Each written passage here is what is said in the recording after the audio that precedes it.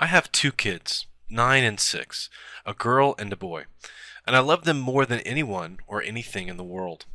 They make my life interesting, and they keep me constantly trying to be a better father. I want them to grow up and be happy and fulfilled, to know joy and friendship and acceptance.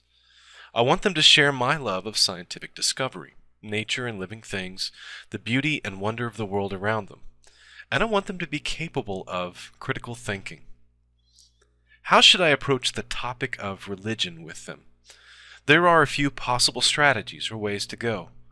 I could shelter them from all religious influence, making sure mine is the only voice they hear.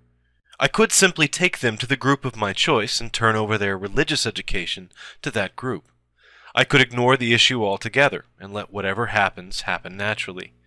I could expose them to a variety of religious experiences and allow them to ultimately decide on their own what they believe. I happen to think that option 4 is best for my family. My kids sometimes attend church, and I go with them.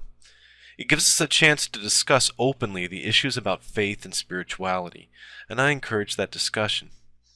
I try to stay as neutral as possible on specific issues, but I always encourage them to be accurate in their logic. Anyone who thinks a 6-year-old can't think independently about big issues like the afterlife and evidence of the supernatural has never met my son. We discuss the difference between knowledge and faith, what we know and what we don't know with regards to what they hear or learn. I don't isolate these discussions to a single topic. I want them to learn to apply their critical thinking to all the areas of their life. It's something kids do naturally anyway. It's only the constant repetition of the message that they should believe what we tell them that turns them from naturally inquisitive and rebellious to quiet acceptance of authority. In doing so, we kill some of that natural skepticism. We teach children to passively accept authority, and in doing so, we rob them of a powerful tool. I could certainly control their religious beliefs at this stage by insulating them. Later in life, though, they're going to be approached by friends about a kind of peer pressure conversion. If they're unfamiliar with the arguments, if they've never thought them through, they could get caught up for all the wrong reasons. I could tell them what to believe. I have that power. Many parents do tell their kids the answers to the big questions, as though they had the perfect answers, and not just that they themselves were told by their parents, who were told by their parents, all the way back to the misty origins of the particular faith. No, I reject teaching my children to accept any authority on the big questions. But I also reject insulating them in any way from the beliefs of the people around them. It would leave them very vulnerable. Instead, I want to give them the tools to decide for themselves, as my parents did with me. As my kids grow older, I'll take them to other denominations and other faiths, so they can see the full diversity of people's beliefs. I'll let them decide if they want to go back. That's not to say I would be angry or disappointed if my kids decide they want to be Christians or Buddhists or whatever. I'd support any decision they make that's based on a well-thought-out reason. It's more important to me that they make their own choices and follow their own path. My only goal is to protect them from doing things for reasons of conformity or irrationality, but even then I'm going to have to let them make some of their own mistakes. Religion is just one topic, though. I want my kids to learn to think critically, and I know that's not a skill they're likely to learn in school. Since they were very little, I've encouraged them to think things through. Instead of just answering their questions, I try to lead them to the answers through inquiry. For example, when asked, "Why is the sky blue?" my response was, "Is the sky always blue? Why is it sometimes red or orange or purple? What do you think might be different at those times?" And this led us to putting a glass of water and a sunbeam to create a prism. It's a lot of fun to use guided exploration to answer questions. Honestly, I think my kids try to think of difficult questions to ask so that we can come up with some fun experiment. The other day, my daughter asked if dogs have more bacteria in their mouths than cats do. 48 hours later, she was counting colonies on a bacterial growth plate and having a great time.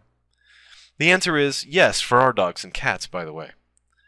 More important than the answer was understanding where knowledge comes from, not from authority, but from observation and testing. My daughter has a love of fairies, the tiny women with wings who flutter around gardens. And that's provided a great analogy for a lot of things.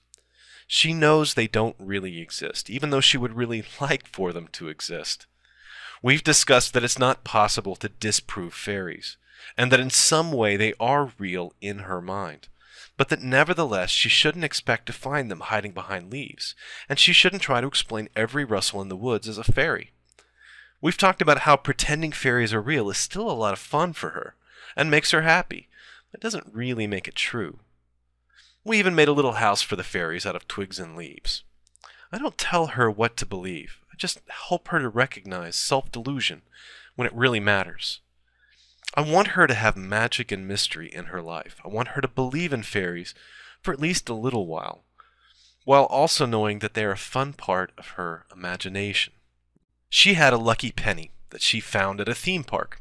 Instead of telling her what to believe about luck, I had her test it by flipping it and marking down the results. Then we compared it to a standard penny. She decided that a lucky penny can give people confidence, but that luck is not something that we can prove in a test. That was her conclusion, not mine. Once you arm your kids with the understanding that they don't need to rely on other people to supply the answers, that they're capable of directly understanding the world through their own faculties, you've prepared them to be explorers and people who can think for themselves, and you've immunized them against the worst aspects of bad logic and conformity thinking. Empower them to think for themselves, and you liberate them for life. You will also annoy the heck out of their future teachers, so it's a great way to get revenge. Both kids have announced that they want to be scientists when they grow up. My daughter intends to be a paleontologist, and my son, for some reason, wants to be a meteorologist, although judging by the mixtures of mouthwash, lotion, and toothpaste he mixes up in the sink, I think he might be a chemist someday. I'll be proud of them no matter what they do, or who they become. I just hope someday they're as proud of me as a dad as I am of them as kids. Thanks for watching.